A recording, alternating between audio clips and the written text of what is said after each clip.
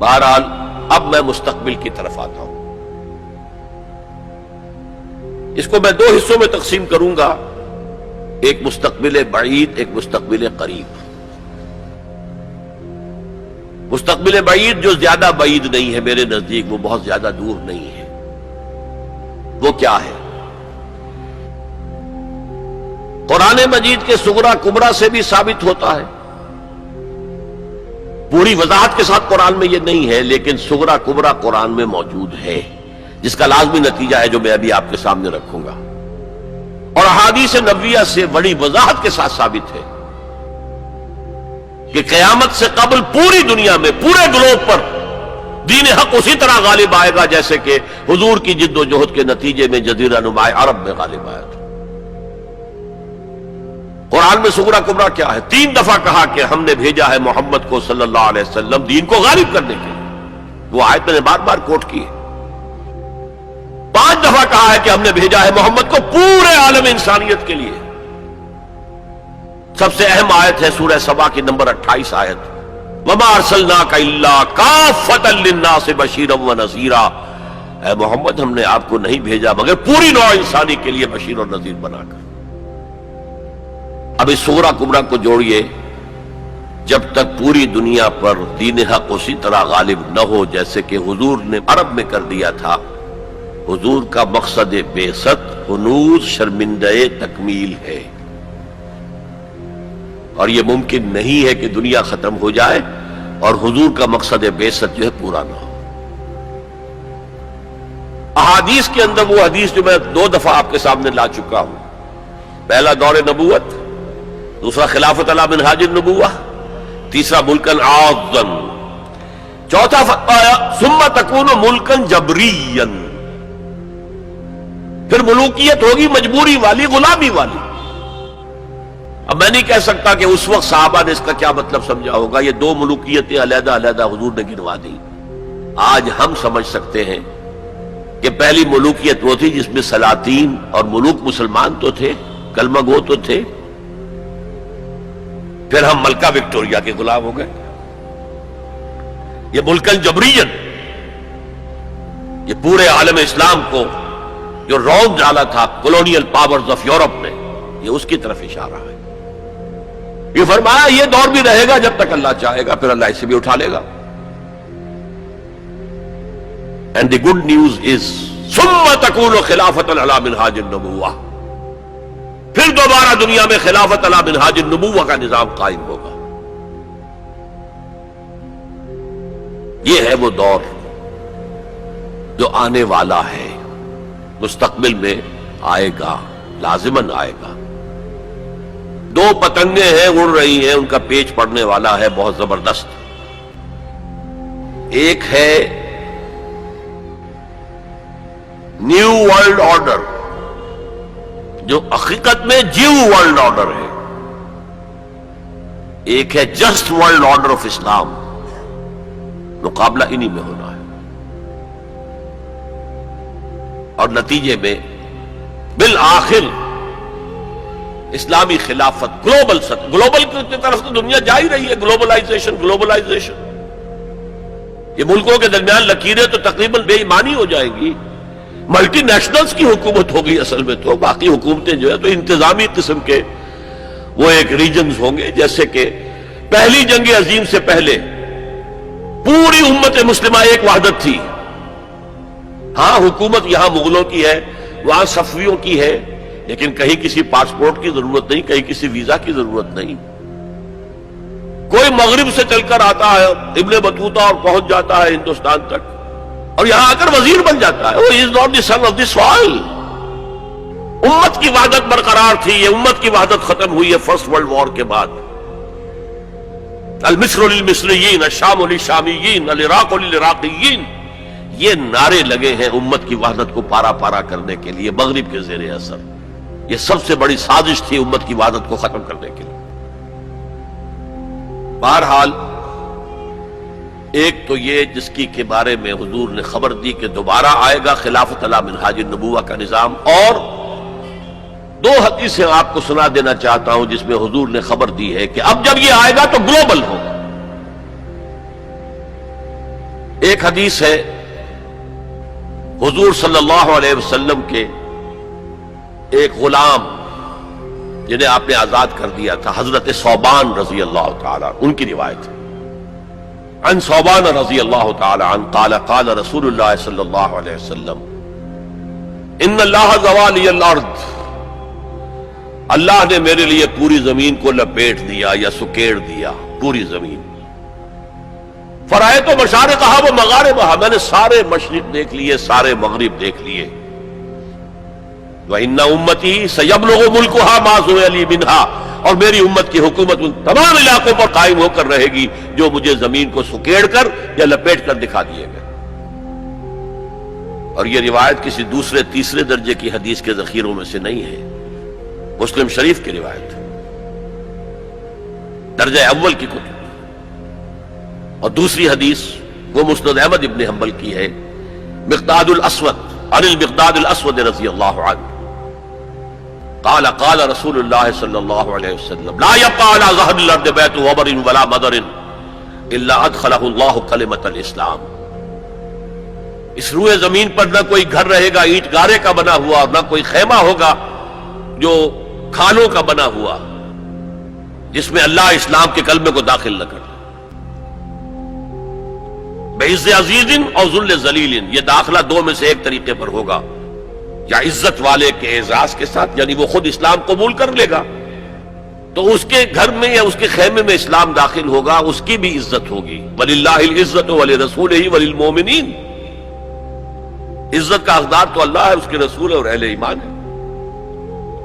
اور ذل ذلیل، یا کسی کمزور کی پستی کی وجہ سے، اگر اسلام قبول نہیں کریں گے تو یؤتوا الجزیۃ عن ید وہم صاغرون، چھوٹے ہو کر رہنا پڑے گا، جزیہ دینا ہوگا۔ گویا کہ اسلام تو اس کے خیمے اور گھر میں بھی داخل ہو گیا، وہ خود محروم رہا۔ جب حضور نے یہ فرمایا تو حضرت مقداد پھر کہتے ہیں کہ میں نے کہا وَيَكُونَ الدِّينُ كُلُّهُ لِلَّهِ، تب ہوگی وہ بات جو سورہ انفال میں آئی ہے کہ دین کل کا کل اللہ کے لیے ہو جائے گا۔ تو یہ تو ہے مستقبل بعید جس کا سارا دار و مدار میرے بیان میں حالات کے حوالے سے نہیں ہے، حالات میں ہمیں اس کے کوئی آثار نظر نہیں آ رہے، حالات بہت مایوس کن ہیں،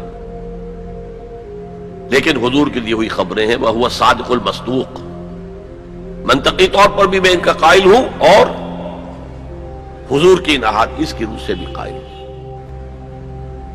اس سے پہلے جو مستقبل قریب ہے، اس میں ابھی مسلمانوں پر بہت سخت دن آئیں گے،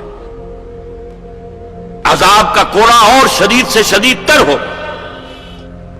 اس کو یوں سمجھیے کہ وہ جو حدیث جس سے میں نے بات شروع کی تھی، حزب النعل بالنعل، تو باقی سارے عذاب تو قومن کافی ثابت ہو گئے، ادھر ایشورینز، ادھر کروسیڈرز، ادھر نیبوکڈنیزر، ادھر تاتاریز، ادھر گریکس اینڈ رومنز، ادھر بقیہ ویسٹرن اینڈ سینٹرل یورپ، یہ تو صاف صاف نظر آ گیا۔ جو پچھلی صدی میں ہوا یہودیوں کے ساتھ، 6 million of them decimated، ختم کیے گئے ہٹلر کے ہاتھوں، اس کی کاربن کاپی بھی تو آنے والی ہے، اور یہ آئے گی اربوں پر۔ آج اللہ کے دین کے سب سے بڑے مجرم عرب، کیوں؟ عام قاعدہ ہے جن کے رتبے ہیں سوا، ان کی سوا مشکل ہے۔ حضور کی ازواج سے کہا گیا کہ نہیں، اگر تم کوئی غلط حرکت کرو گی دوہری سزا ملے گی تمہیں، تمہارا رتبہ بہت اونچا ہے، تم نبی کے گھر میں آباد ہو۔ عربوں کو اللہ نے فضیلت دی کہ محمد ان میں سے تھے، رسول عربی ہیں صلی اللہ علیہ وسلم۔ یہ رتبہ بلند ملا جس کو مل گیا، ہر مدعی کے واسطے دار و رسم کہاں۔ پھر سب سے بڑی فضیلت کیا ہے؟ ان کی اپنی مادری زبان میں قرآن موجود ہے، اللہ کا کلام۔ ان کو قرآن کے سمجھنے میں کوئی دقت تو نہیں ہے۔ یہاں میں تو آپ سے کہتا رہا ہوں عربی سیکھیں، عربی سیکھیں، عربی سیکھیں، تاکہ قرآن کو اس کی اپنی اصل زبان میں اپنی آنکھوں سے پڑھ سکیں، وہاں تو ان کو تو ضرورت نہیں۔ پھر بھی ان کا اگر یہ حال رہا کہ جو ملک بھی کولونیل رول سے آزاد ہوا اس نے یا تو اپنا قبلہ کر لیا ماسکو کی طرف اور یا واشنگٹن کی طرف، تو ان سے بڑا مجرم اور کوئی نہیں۔ ایک حدیث میں آیا ہے ویل للعرب من شر اقترب، بہت ہلاکت اور بربادی ہوگی۔ ایک مرتبہ ام سلمہ رضی اللہ تعالی عنہا نے، ام المومنین، پوچھا کہ یہ جو آپ فرما رہے ہیں کہ اتنی بڑی تباہی آئے گی، اتنے بڑے مسلمانوں کے اوپر برے حالات آئیں گے، تو عرب اس روز کہاں ہوں گے؟ فرمایا العرب یومئذ قلیل، بہت کم رہ جائیں گے، بہت بڑی تباہی آنے والی ہے۔ اور اس کا نقطہ آغاز کیا ہوگا؟ ویسے تو ہے جو کچھ ہو رہا ہے فلسطین میں، اسے وہ 30 کروڑ عرب بھی دیکھ رہے ہیں اور باقی 100 کروڑ مسلمان باقی بھی دیکھ رہے ہیں۔ ٹک ٹک دیدم دم نہ کشیدم، وہ آئی سی جو ہے وہ بھی زیادہ آئی سی بن کر رہ گئی اور کچھ نہیں۔ کوئی کسی طرف سے احتجاج تک نہیں ہے۔ امریکہ شیرون کو مین آف دی پیس کا خطاب دے رہا ہے، صابرہ اور شتیلہ کا قاتل، درندہ، اور جو کچھ کر رہا ہے فلسطینیوں پر وہ آج ہم اپنی آنکھوں سے دیکھ رہے ہیں ٹیلی ویژن کے اوپر، کس طرح بلڈوزر آتے ہیں ان کے گھروں پر گھر گراتے چلے جاتے ہیں، کس طریقے سے F-16 اوپر دندن آ رہے ہیں، ہیلی کاپٹر دندن آ رہے ہیں، اور ان کے پاس کیا ہے سوائے اپنی جان پیش کرنے کے؟ سوسائیڈ جو ہے اٹیک، اس کے سوا کیا ہے؟ یا پہلے وہ صرف پتھر مارتے تھے، اینٹیں روڑے، اللہ اللہ خاصل۔ تو یہ ضربت علیہم الذلۃ والمسکنۃ وباؤوا بغضب من اللہ، یہ تو پہلے ہی ہو چکا ہے۔ لیکن جن دو چیزوں پر یہودیوں کا اور west white Anglo-Saxon Protestants کا اتفاق ہے، وہ ایجنڈا، 4 نکاتی ایجنڈے پر یہ متفق ہیں۔ نمبر 1، جلد از جلد وہ جنگ ہونی چاہیے جس کی خبر بائبل میں دی گئی ہے، ارمگیڈون، بائبل کی آخری کتاب ہے ریویلیشنز، مکاشفات یوحنا۔ یہ یوحنا جون جو ہے یہ حضرت یحییٰ نہیں، حضرت مسیح کے حواریوں میں سے ایک جون ہے، ان کے مکاشفات ہیں، اور اس میں یہ ہے کہ ایک بہت بڑی جنگ ہوگی تاریخ انسانی کی، ارمگیڈون۔ اور اگر آپ دیکھیں گے ڈکشنری میں تو لکھا ملے گا a very big war which will be fought between the forces of good and evil before the end of this world۔ ارمگیڈون جلد از جلد ہونی چاہیے، نمبر 1۔ عراق پر حملہ اس کا نقطہ آغاز ہے۔ آگے یہ سلسلہ کدھر بڑھتا ہے یہ ابھی دیکھنے کی بات ہے۔ نمبر 2، گریٹر اسرائیل قائم ہونا چاہیے تاکہ پوری دنیا کی یہودی آ کر سما جائے۔ ابھی تو اس چھوٹے سے اسرائیل میں تو ساری دنیا کی یہودی تو نہیں آ سکتی۔ اور یہ کہ فلسطینیوں سے اس ارض فلسطین کو پاک کیا جائے تاکہ نہ رہے بانس نہ بجے بانسری، یہ خودکش حملے بھی ختم ہو جائے۔ یا انہیں سمندر میں پھینکو یا انہیں جارڈن کی طرف دھکیل دو، چلے جاؤ ادھر۔ نمبر 3، مسجد اقصی اور ڈوم آف دی راک، قبۃ الصخرہ کو گرایا جائے۔ نمبر 4، ٹیمپل تعمیر کیا جائے، 3rd ٹیمپل، جس کی پوری تیاری کر چکے ہیں، جس کے پورے نقشے بن چکے ہیں، جس کے لیے اس کی جو بھی انٹرنل ڈیکوریشن ہوگی اس کے لیے سب کچھ تیار ہو چکا ہے۔ اور یہ انتفاضہ جو ریسنٹ شروع ہوا ہے یہ شیرون کے دورے کی وجہ سے کہ وہ مسجد اقصی میں داخل ہوا اور وہ دیکھ رہا تھا جگہ کہاں سے ہمیں فاؤنڈیشن بنانی ہے اور کیا کرنا ہے۔ 4 باتیں گنوائی میں نے، 5ویں بات ایک اور بھی ہے کہ جب 3rd ٹیمپل تعمیر ہو جائے تو تھرون آف ڈیوڈ لا کر وہاں پر رکھ دیا جائے۔ یہ مجھے پتا نہیں تھا، یہ تھرون آف ڈیوڈ ابھی حضرت داؤد کا تخت جو ہے کہیں محفوظ ہے۔ یہ پروٹیسٹنٹس کا ایک رسالہ نکلتا ہے دی ٹرمپٹ، فلاڈلفیا سے، امریکہ کے شہر فلاڈلفیا سے، دی فلاڈلفیا ٹرمپٹ، اس میں پتا چلا یہ ایک پتھر تھا جس پر بٹھا کر حضرت داؤد کی تاج پوشی کی گئی تھی، اسی پر حضرت سلیمان کی تاج پوشی ہوئی، اسی پر بعد میں ان کے اور جو بھی تھے حکمران ان کی تاج پوشی ہوتی رہی۔ وہ پتھر ٹائٹس نے جب گرایا ہے یروشلم کے اس سیکنڈ ٹیمپل کو تو وہ اپنے ساتھ لے گیا، وہ روم پہنچ گیا، روم سے آئرلینڈ پہنچ گیا، کیتھولک ملک ہے بہت بڑا، وہاں سے اسکاٹ لینڈ آیا، وہاں سے انگلینڈ میں آ گیا اور اسے رکھ دیا گیا جو ان کی پارلیمنٹ کے ساتھ جو گرجا ہے۔ اور 14ویں صدی عیسوی میں اس کو ایک کرسی میں بلڈ کر دیا گیا سیٹ کی حیثیت سے، اب وہ تھرون ہے، اسی کرسی پر بٹھا کر انگریز جو بھی بادشاہ ہوئے اور جو ملکائیں ہوئی ان کی کورونیشن ہوئی ہے، وہ وہاں سے لا کر اب یہاں رکھا جائے گا۔ البتہ اس کے بعد ان کے ایجنڈے مختلف ہو جاتے ہیں۔ یہودی سمجھتے ہیں ہمارا مسیح آئے گا، وہ اس تخت پر بیٹھ کر دنیا پر حکومت کرے گا۔ اس کے لیے بھی سمجھ لیجئے ان کے مسیحا سے مراد کیا ہے۔ ان کے ہاں چلی آ رہی تھی پیشین گوئیاں کہ ایک مسیحا آئے گا جو تمہارے دلدر دور کرے گا، تمہیں عظمت تک پہنچائے گا۔ وہ حضرت مسیح آ گئے، انہوں نے مانا ہی نہیں، تو وہ پیشین گوئی جو ہے ابھی موجود ہے۔ دی پوزیشن از ویکنٹ، ابھی تک وہ مسیحا نہیں آیا، they are waiting for their مسیحا، اس لیے کہ مسیح کو تو مانا نہیں۔ اور عیسائیوں کا خیال ہے حضرت مسیح کا جو سیکنڈ نزول ہوگا، سیکنڈ کمنگ، تو وہ اس تخت پر بیٹھ کر حکومت کریں گے پوری دنیا پر۔ یہ ایجنڈا ہے۔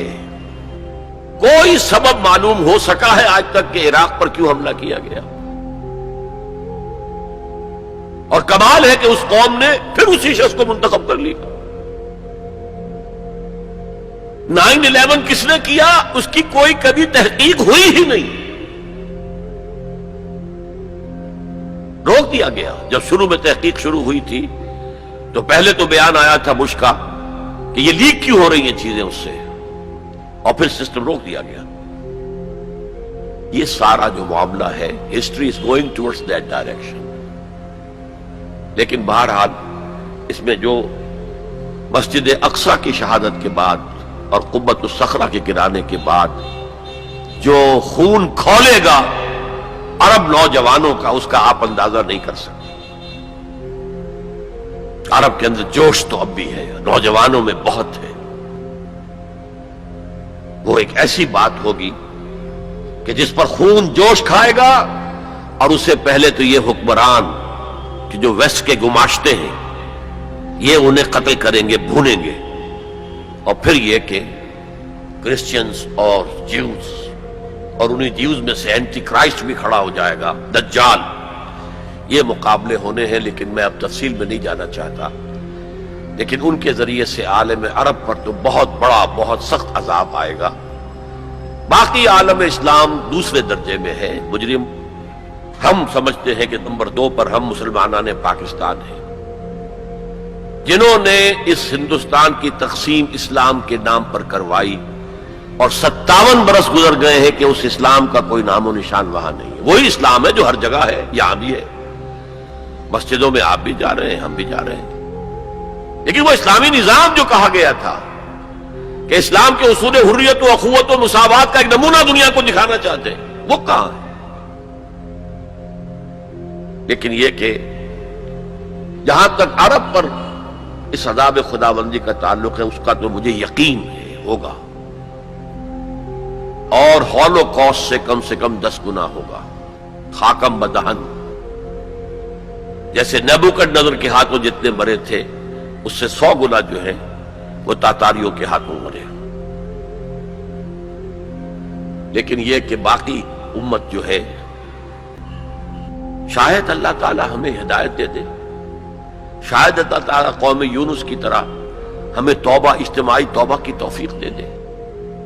اللہ کی رحمت سے ہم اس اعتبار سے مایوس نہیں ہیں، اپنی جو بھی ہماری بساط ہے کوشش کر رہے ہیں کہ وہاں پر اسلامی نظام آ سکے جس کے لیے وہ ملک بنایا گیا تھا۔